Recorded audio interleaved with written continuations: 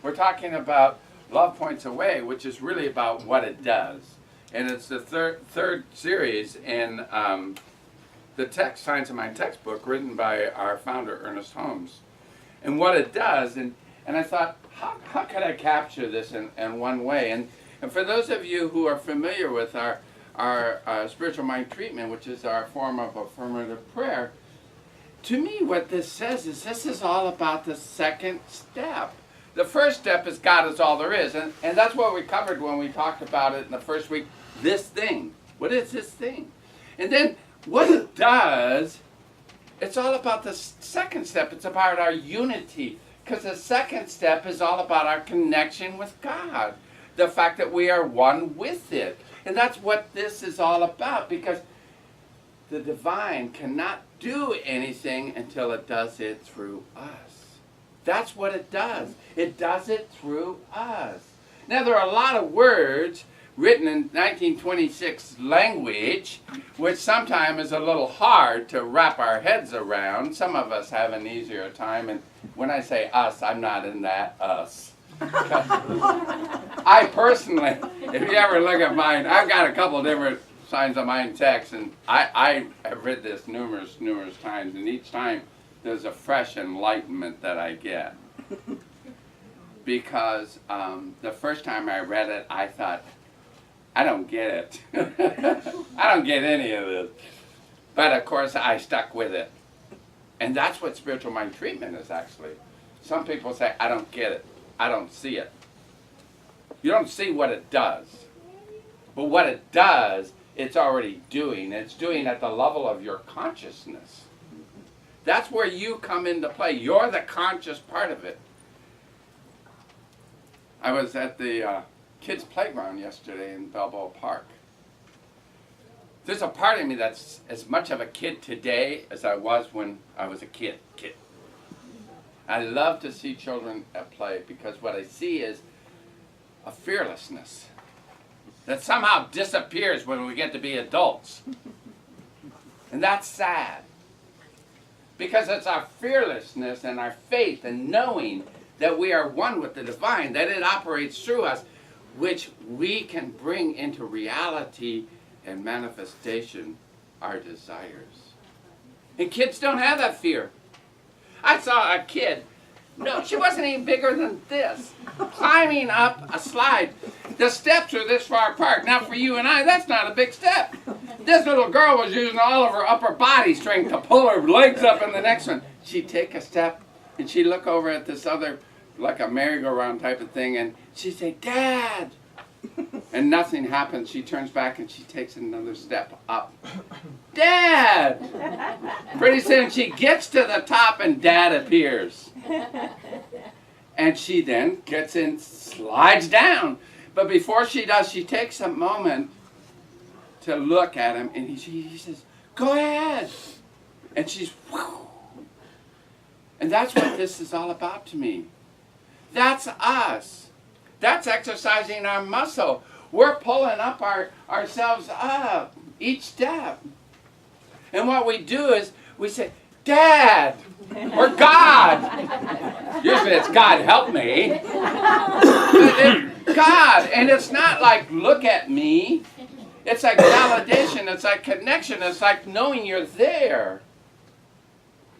And that demonstrated so much for me, this principle.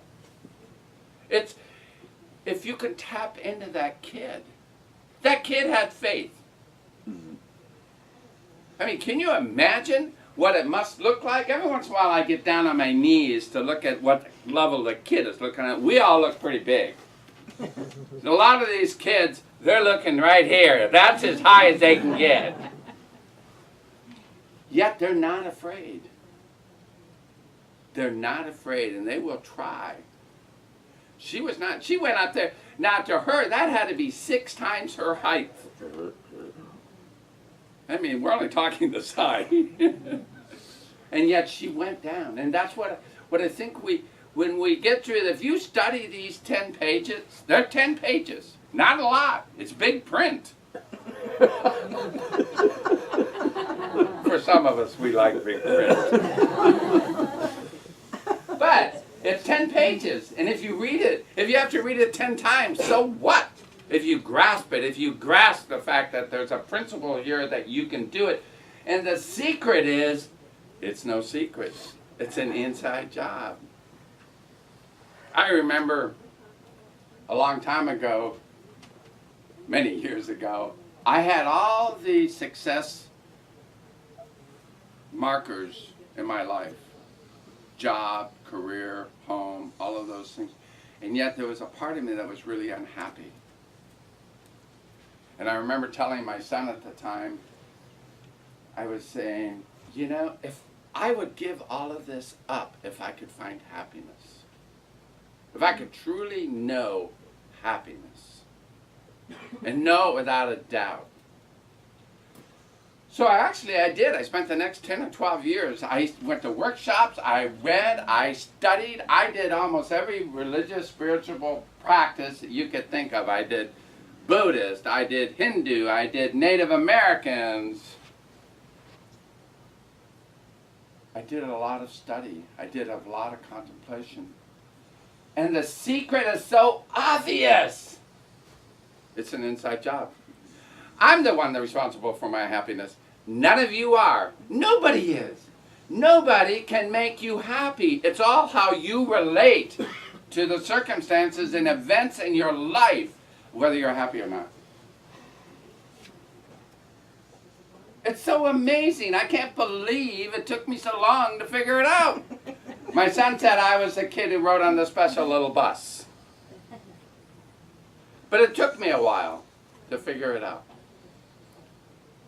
But it's an inside job, and when you know it, when you know that you have that faith, that it can happen through you, then I think that's where the real joy comes. And what I like about this is, the Science of Mind, of course, are my favorite daily guides, and Margaret Stortz is just doing a phenomenal job dovetailing with my talk series. I love it. I don't have to pay her extra. She helps. But she writes, and that's actually a couple days ago, she wrote about the personhood of God. And the reason why that's important to me is many of us grew up in an organized religion where God was outside of ourselves. And some of the challenges has to let go of that attachment. Some of the letting go is, we believe that God was created in our image, even though it says we are created in God's image. We tend to make God in our image, and we usually create him as one of our parents. No, not my parent. And we usually make it male. And it's so interesting because none of those characteristics, I mean, I don't really know yet for sure. I'll let you know. Well, I probably won't when I pass over. But we don't know. I'm assuming it's all energy, whatever it is, and it has no gender. But it certainly has a magical force in my life. And what I like about what she wrote in here is that Ernest Holmes says, the allness is within us, or we may say that within us is the only place we can contact it. So if you think about it, your body is a sacred space. It's a sacred vessel. You are a place where you can connect with the divine. And what she goes on to say is, while the big guy in the sky, I love this, big guy in the sky theory does not make much sense to most of us, we still need to discover a personal sense of the infinite aliveness. Holmes said, God becomes personal to all who feel the indwelling presence. That is such an important phrase to me, because when you feel it, when you know that you have that connection to God, nothing will shake it. Life will happen, and life will deal you some challenges. They're like speed bumps for me. Some of them are bigger than others. But the speed bump for me is a chance to stop and look at how I'm living my life and see whether I'm living my life on purpose and with intention. It gives me a time to look and say, do I want to keep going? Do I want to make a correction? And Ernest Holmes has a famous saying about that, change your thinking, change your life. And it's true.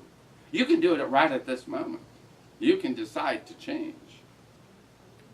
But she says, as we each commune with the infinite in our own ways, and that's another important thing I have to say, we each have our own personal way. That's what makes it personal to us.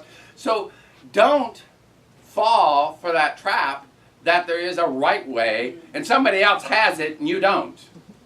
And you're looking for that and you believe what they say and you're going to try it and you don't understand why it doesn't work for you because it's not personal to you. You make it personal to you. You grab that which relates to you, which is your personal experience of the divine within you.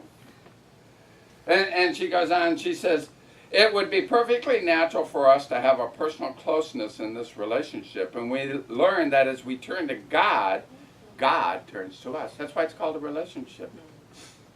As we turn to God. And why do you think God would turn to us? God turns to us because we're the only outlet. We're just like electricity. You plug a lamp into the socket to get light. We plug into God to express. It can't be expressed otherwise. So we are that necessary conduit for the expression. That's why it's a personal relationship. It is we, she says, who fashion what the divine response will be. That's our job.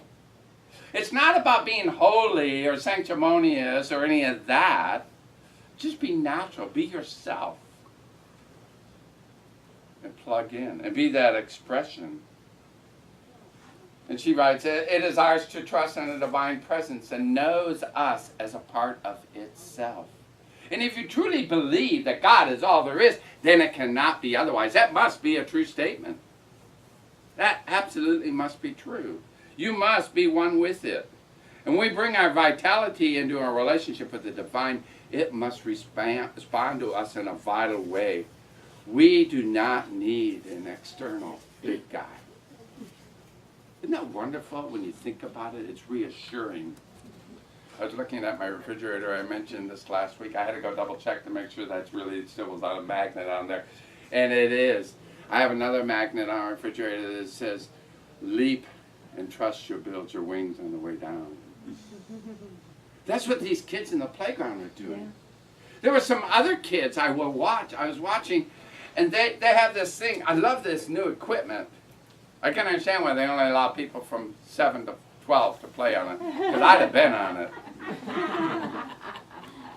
They had this kind of like loops. And these kids, this one little girl, I don't know, she was about that long. I don't know how long that is or how big that is.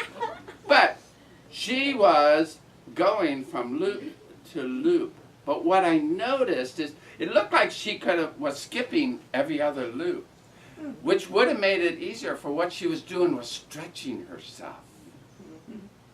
Isn't that a wonderful, visionary thing? We can stretch ourselves. Too often we play safe and go for the easy next step. She wasn't doing that. She was stretching herself and going for that extra leap. And she did that all the way up over this. It was like an arc. It was so beautiful. It was wonderful to watch. I think kids to me are just such teachers of this practice we have called Science of Mind. It's about, this week for me, it's all about what it does. It's about having the belief that it's true, that it's true, that it works for you, it works for me, and that we can, through our thinking, I'm going to say right thinking, not that there's a wrong thinking, but our right thinking is sitting down and have positive thoughts about what's happening. We exercise our spiritual muscle. And what we know about January, it's always and time for new resolutions, and you're going to exercise, you're going to go to the gym. January, you can't find a parking space at most gyms. They all drive right up to the front door and then walk in to exercise for an hour. But everybody exercises, right? Well, you have a spiritual muscle. And the more you use it, the more you will connect with it, the more you will manifest with it, the more you will manifest your desires. Now, I have to warn you. There's a warning label, just like on the medicine bottles. The better you get at manifesting and desires, then you have to start cleaning up your thinking. Because what happens is you manifest your thoughts, both positive and negative. Because the universe is impersonal and does not care. It will manifest. And so part of my challenge is, as I practice more and more, is I have to be careful. Now, sometimes doubts do creep in. Absolutely. And there's a section in here, and in the reading, you'll read that it says, even with some doubt, the power of your words and the power of your thoughts will still manifest. But if you do a treatment, and you do all the rhetoric, and you go through all the steps, just like it was written in the book, and then you close it with, I hope. I hope this happens. You have just taken a magic eraser to everything, like Etch-a-Sketch. For those of you who remember Etch-a-Sketch, I just shook it. It's gone. The I hope. Because what we know about the third step, about realization, is you say it as if you already have it. Because you know that it's available to you. That's why you give gratitude as the fourth step. That's what it's about. There's another one in here. This one is for today. If I go to the right page. I like this one because I didn't learn this until late in life. I'm such a late bloomer. So it says, might as well relax. I love that. And what Science of Mind says, God is in all, through all, above all, which means that we partake of the one life.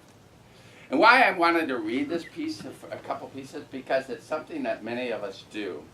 See if you identify with any of this. In all spiritual practices, one of the cherished goals is to become calm and relaxed, so that we might be receptive to what the infinite has for us. We all know this, but the practice of it is another matter. She says, this is Margaret Storch, who's been a minister for like 30 years and president of this and that, and is a very well sought after practitioner. She says, we all know this, but I seem to be wired for intensity. And I can quickly get excited if I'm upset in any way. Now this is a woman who actually throws it out there and says, this happens to me, I'm human. Or you could say she's a spiritual being having a human experience. I don't care how you say it, if you get it. If you get that you have that connection. Because she says, this tends to make the divine messaging difficult to receive. Because what Ernest Holmes tells you is that no gift can be given until it's received. And if your airwaves, your internet, internal internet, is all blocked up with intensity and upsettedness and anger and pain and complaining, you can't hear. You can't hear, it can't get through. It can't get through the fog. And she says, it's good to remember that prayer, one of our great spiritual practices, does not make things happen. Isn't that interesting? Prayer does not make things happen. It lets things happen. It lets things happen. It doesn't make them happen. I think to make it happen is a help me God type of response.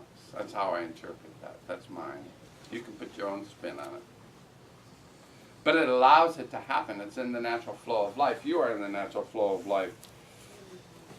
And what Ernest Holmes writes, The self-givingness of the Spirit through the desire of life to express itself in terms of creation.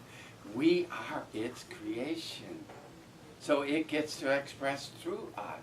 Is that not a wonderful idea? Think about how celebrated you should feel about yourself and your life.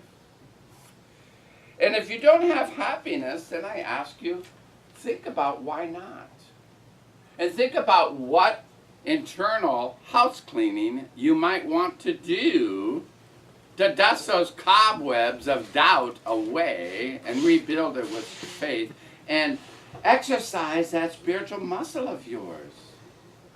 That spiritual muscle that says, yes, I am worthy of it. I am one with the divine and nothing is withheld from me. Let me close with this other one because I just love it. I feel like I'm reciting totally out of this, but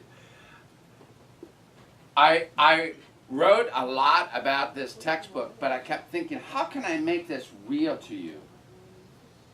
Because if I don't make the words come alive, they're meaningless. I want you to be able to see how you can integrate it and make it yours and make it part of your life, because that's what we're doing here today. We're trying to see how can we have tools to live a life that really enhances us, that we have a thriving life. And the theme for this year is to live a life of intention.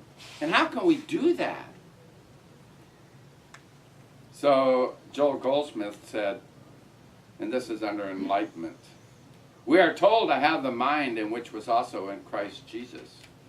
We already have it, but it's necessary to attain a realization of it. And what that speaks to me is I don't go into the Jesus as a savior type for me. I go in the fact that Jesus was a great example. He showed us the way. He even said, you will do greater works than these. So it is a wonderful example for us to, and Christ is really a title for consciousness. It wasn't Jesus' last name. It's alive in consciousness. So as we become alive, and I like this other thing is because it ties into my experience, the science of mind. What is it we need for greater freedom? Nothing but a greater realization of what we already know. Thank you.